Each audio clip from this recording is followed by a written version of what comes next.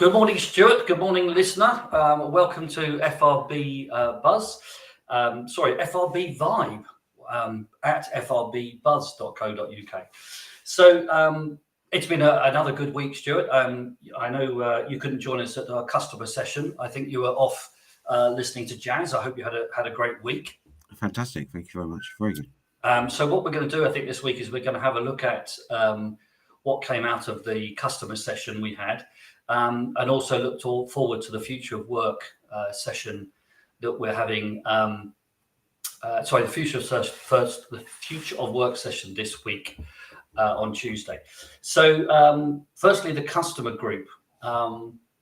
It was interesting because we were looking at what effect the current environment is having on customer behaviours. And we were sort of considering everything really. There's a change in the political situation. There's the cost of living crisis and the financial pressure that's putting on everybody, I guess, but also the social movements that we're seeing, which are great, and the environmental piece, and also AI and what's happening with AI and how that's raising the stakes in some instances. And the outcome was really great. One of the people on the call, Rachel, coined the phrase considered purchasing, and she's in the B2B environment in manufacturing, and that was a good way of summing up the conversation, actually, that it seems that people in the B2B world and consumers are perhaps, as a result of all this, being more considerate, thinking a bit more about what they're buying and why they're buying it. And we've seen that in the diversity group. We've seen it in the future of work group as well. When we talk about environmental impacts, we talk about a whole range of issues. People are doing a lot of good work, but how do companies bring evidence to that during the most important piece, which is customers' decisions? Will customers purchase from you? For most organizations, that's still the holy grail of customer experience, and all the good work they do in these subjects is that customers will buy more from you, will continue to buy from you.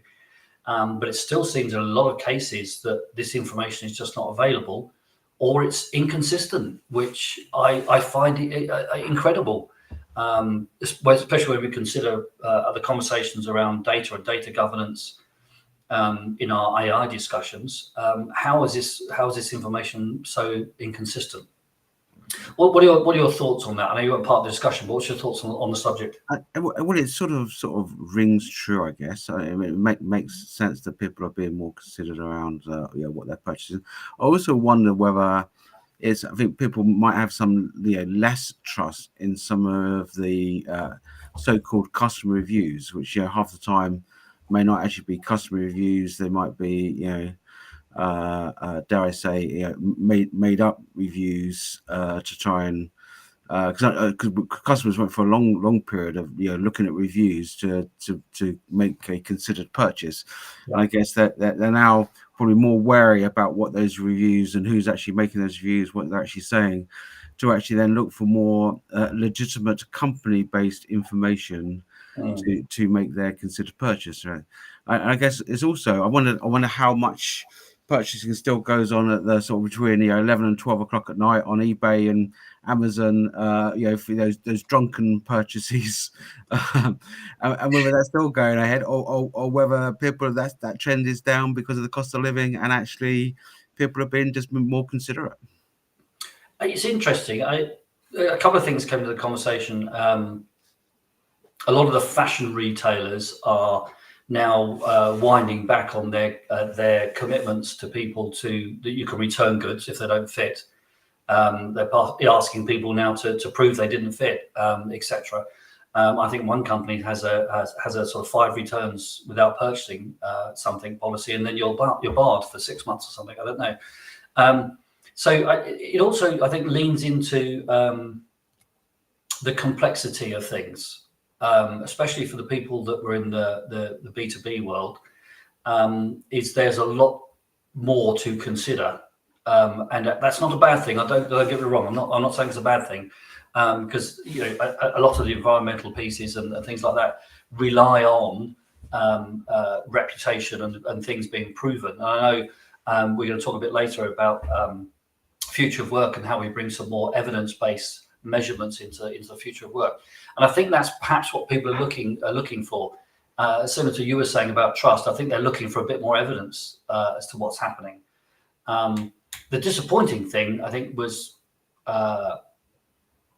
people still having those conversations about the internal piece, about lack of information sharing, lack of knowledge sharing. I know you and I spoke some time ago about the car manufacturer that had 3 different dimensions or 4 different dimensions for their hubcap for a standard vehicle. And that's because sales made it a bit bigger, maintenance made it something else, and marketing made it something else. And so, of course, they're all exactly the same size, but you can't get away with that these days, I think. And people find it too distracting, especially in the B2B world. Stories of people having to send 5, 6, 7, 8 emails to get the right dimensions for a product, which should be a standard product. And you should think, well, they should just go on the website and look at it, and the sizes should be there. But it doesn't seem that simple. So it was. I also wonder whether it's about choice as well, because I guess I still think people tend to work with specific companies, right? They will fall in love with a company, a brand. They will trust that brand or grow to trust that brand. They'll respect the brand. They will know things about that brand, and then they'll feel very comfortable buying from that brand. But I guess in today's world where there's a huge amount of competition and access to that competition is very, very easy, then I guess people, and when you've got a cost of living and other sort of crises hitting you, you're probably more willing to sort of give it a go. But you want to sort of almost get those proof points about those companies, their ethics, their morals, their values, the green credentials, all those things that are broader than the initial just product purchase, in order to inform your decision, right? Yeah, and that brings us to another element that came in, which was again generational.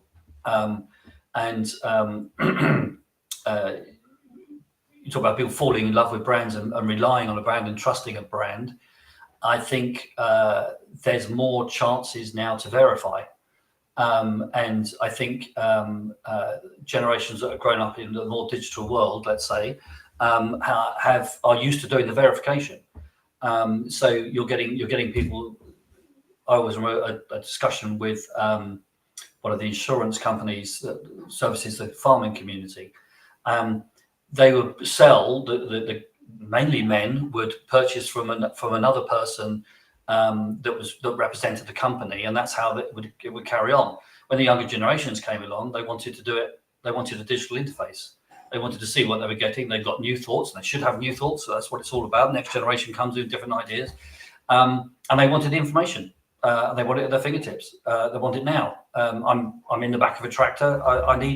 I need to get that info. Sorry, I want to do something different. I want that information now. So a lot of it came out. There was a company there talking about insurance and pensions and the pension advice piece, and they were saying you've got to get it on a portal. Now they've got it on a portal and people can use it. People are not spending as much money on pension, but are now getting that portal, which is usable for them, and they can go on. They can get the advice. They can make their decisions, and it's very easy. It's very easy to do. And I think that's probably where a lot of this is coming from. Again, a bit of that generational split or attitude split. I think I prefer to have than generational, where people wanted the actual knowledge. I don't want someone to say trust me. I want the knowledge, which is I think is a good thing. No, I completely agree. I mean, the same as in the pharma sector. I mean, an awful lot of pharmaceuticals companies still sell by a field sales force that goes through to the decision makers, the consultants, the doctors, to sell their medicines through information. But it's like, these days have really people got the time to sit and have a chat with a salesperson where they can press buttons on their laptop at any time of day and get readily good source graphical information about the the drugs, what they do, their side effect, all the things, to know whether what's the right drugs for the right circumstance, right? So I'm sure there's still a place for the salesperson person. I'm not suggesting that goes away entirely, but the source of information and how you get that information, how people are going to equip themselves with the right information, I think has vastly changed over the last sort of 10, 15 years. I do, and I think it's another. You rightly identified another area that we were talking about, which is if we're not careful, sales and marketing can hold on to their information. And I think really between the lines, a lot of the problems that companies were having were that people internally didn't want to share. They didn't want to generate. Here we go. Another thing from years back. One version of the truth. Right, we're still talking about that now. One version of the truth.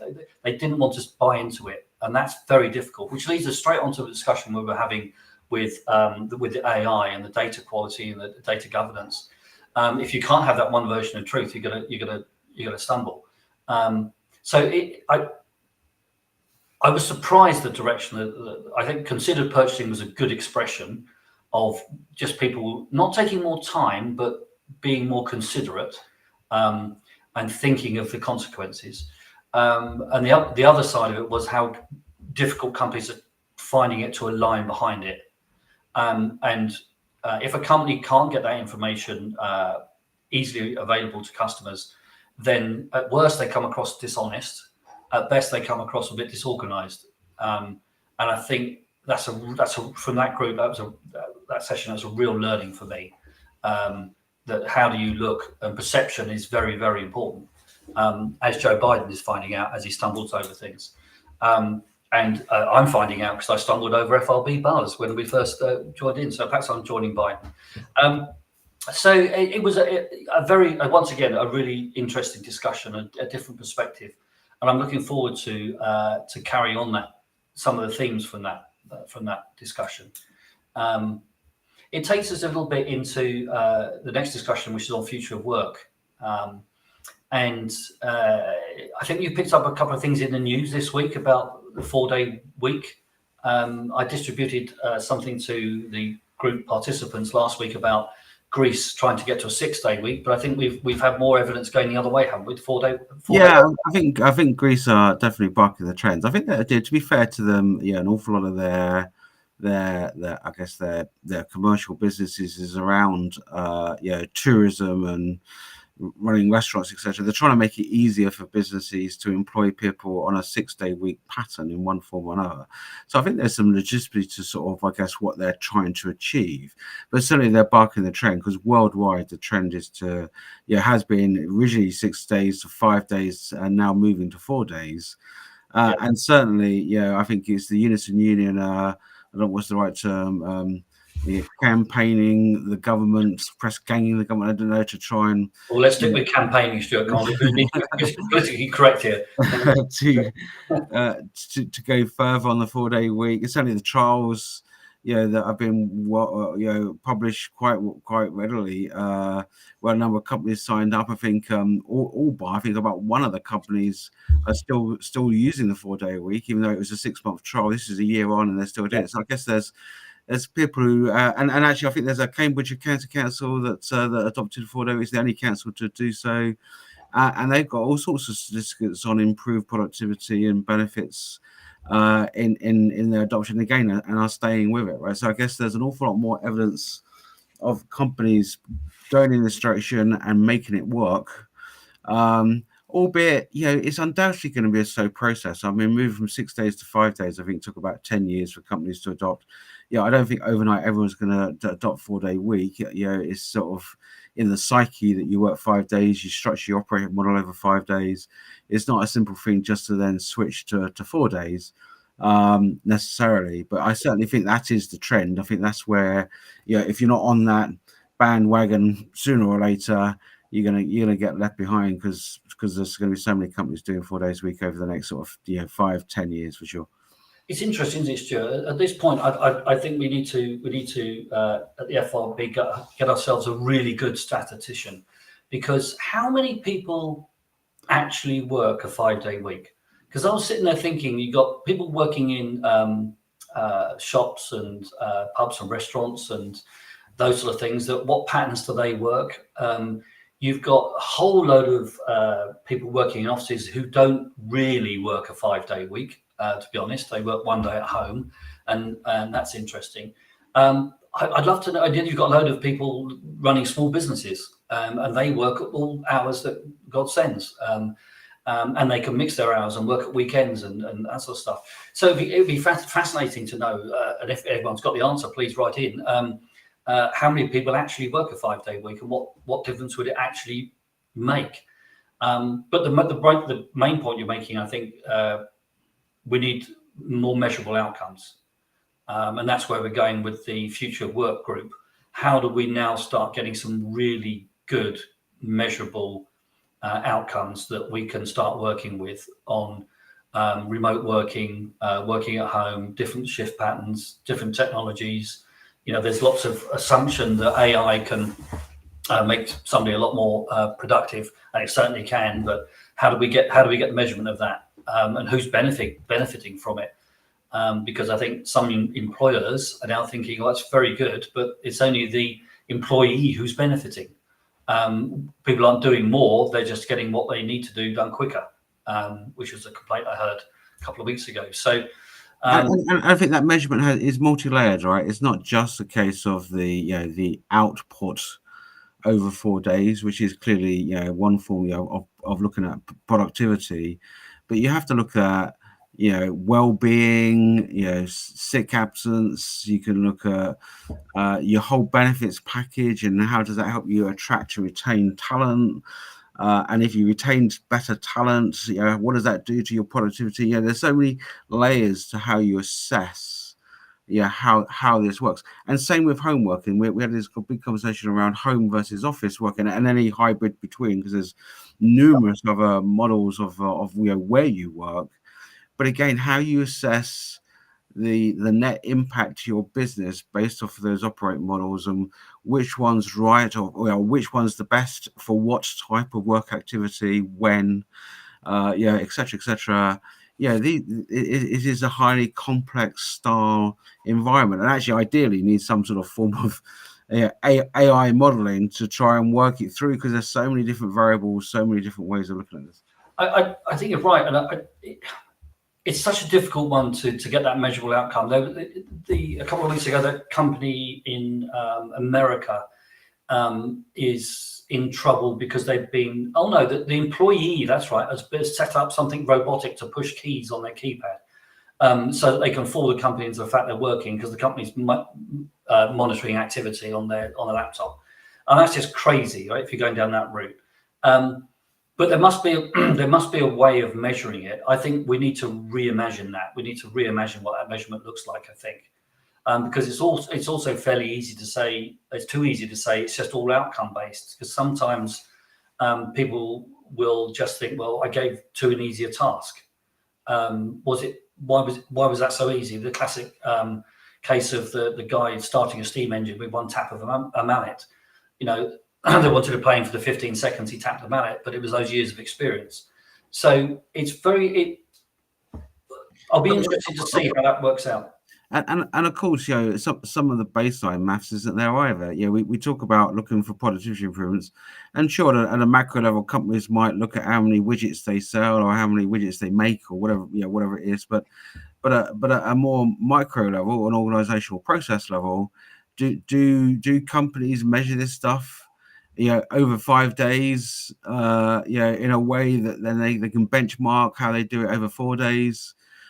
Actually, invariably they don't, right? So people are saying they want to look for measurements, but they don't really have a really good clue on things like productivity, efficiency, utilization, all these sort of core measurement principles, first time right, all these types of things.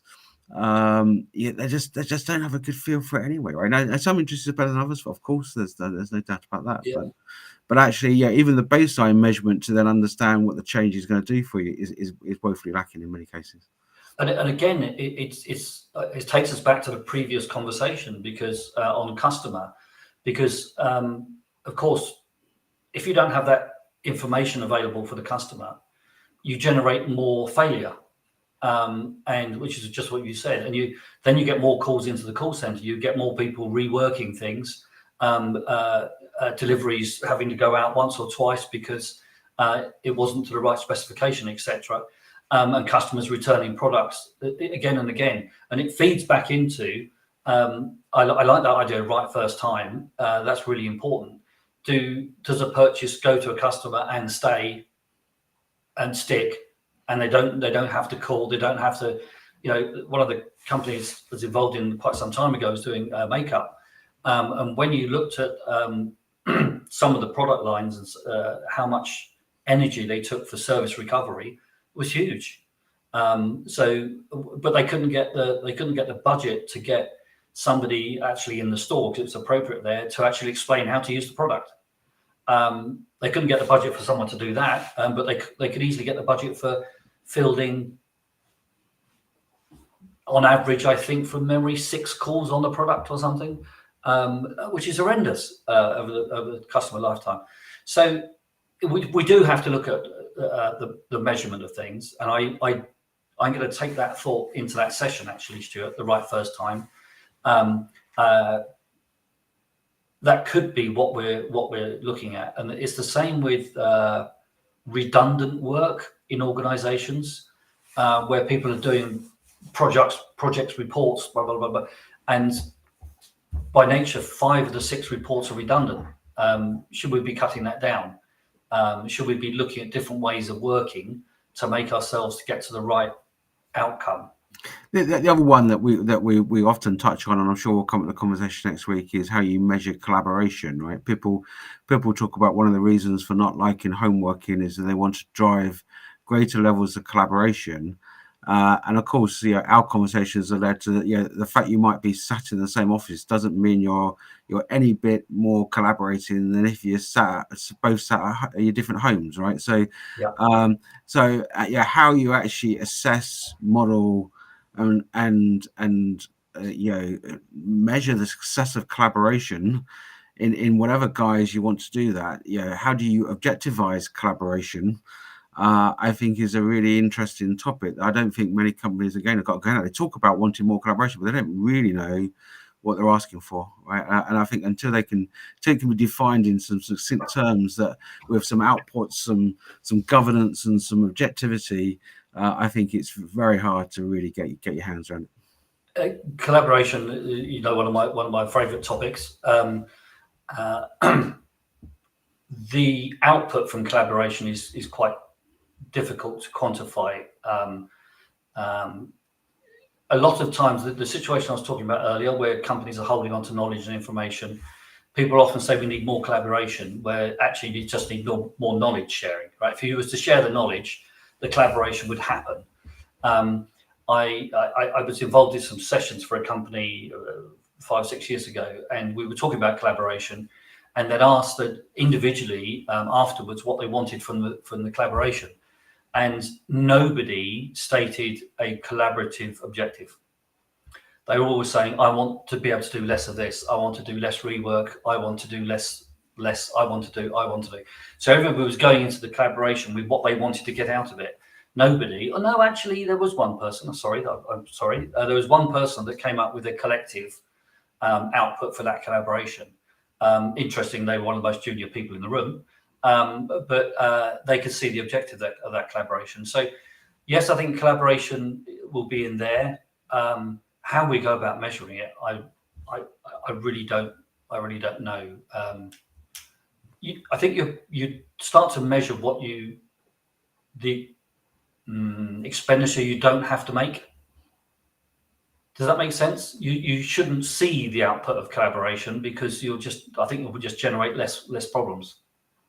Yeah, I think there's qualitative style measures, right? Of course, you can ask your people, and many companies do, about their teamwork. Do they have a voice? Are they consulted? Are they involved? Are they engaged? There's lots of ways to express their participation from a qualitative perspective. And of course, if you do that with lots of numbers, and you're doing it on a semi-regular basis, then you're going to get some sort of quantitative, trend / measurement, right? But yeah, that's not a really a scientific, because it's, I would argue, if I saw lots of red traffic lights in the morning and I got to work, how I would answer that type of survey might be very different to if I had a clean run with no traffic and all the rest of it. It's so much perception based, right? Individual, emotional based, rather than actually being a fair reflection of actually what's going on, right?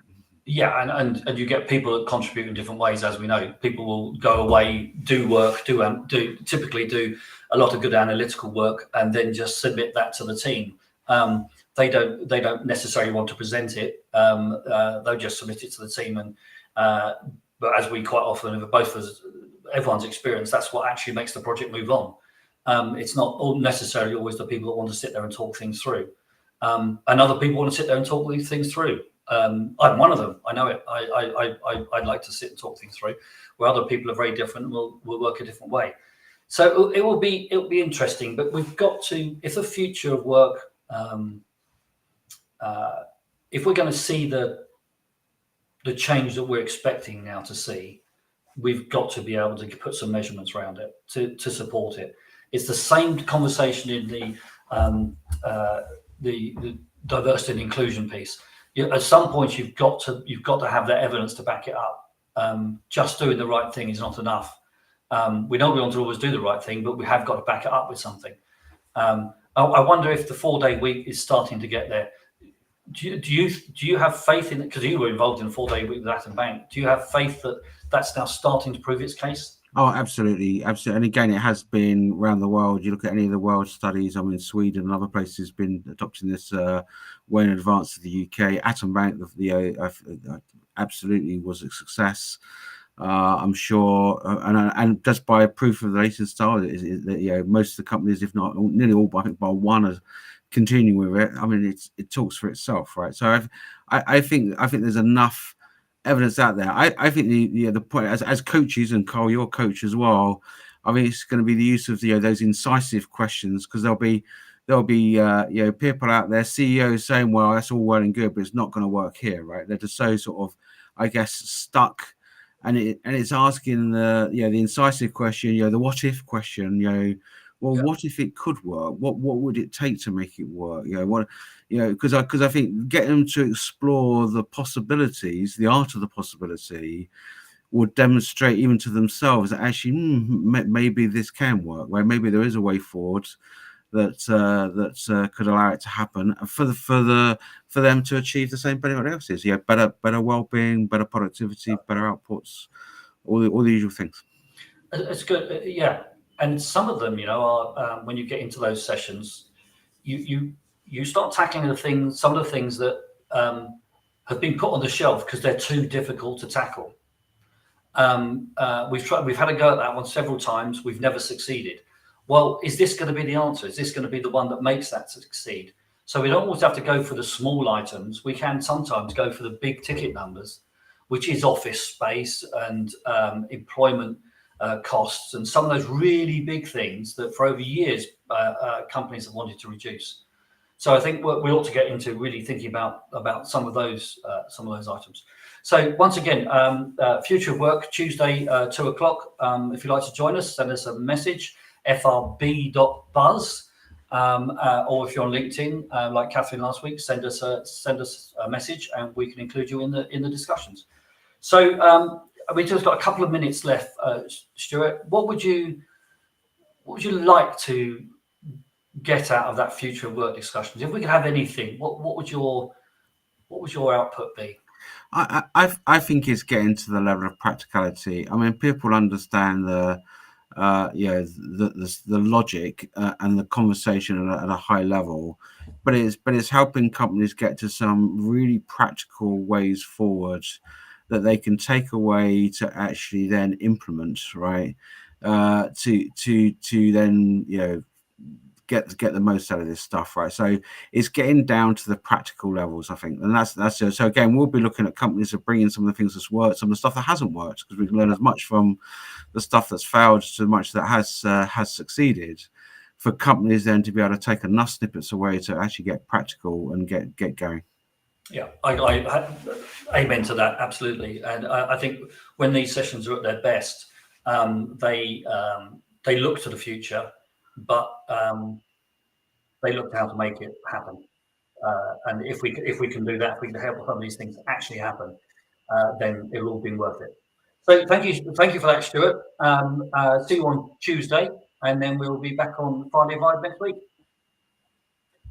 Until then.